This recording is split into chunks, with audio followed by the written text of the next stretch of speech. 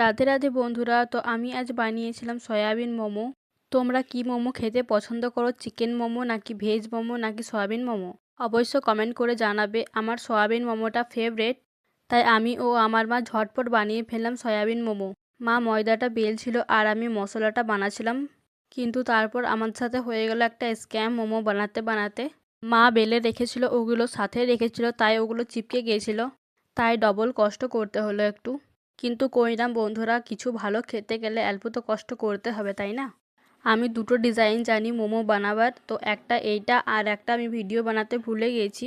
তারপর আমি একটা একটা করে মোমোগুলো সাজিয়ে নিচ্ছিলাম। মোমো, চাউমিন বা অন্য কিছু ফাস্টফুড জিনিস খেতে গেলে আমি ঘরেই বেশিরভাগ বানাই, কারণ আমাদের বাইরে কিছু খেতে গেলে একটু দূরে যেতে হয় মার্কেট, যে এখানে যাওয়া সবসময় সম্ভব না।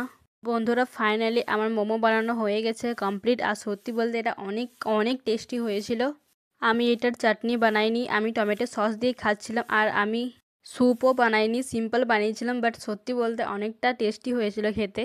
তোমরা কি মোমো খেতে পছন্দ করে অবশ্যই আমাকে কমেন্ট করে জানাবে। আর ভিডিওটা ভালো লাগলে লাইক, কমেন্ট অ্যান্ড শেয়ার, আর হ্যাঁ, সাবস্ক্রাইব করতে ভুলো না কিন্তু। ততক্ষণের জন্য ভালো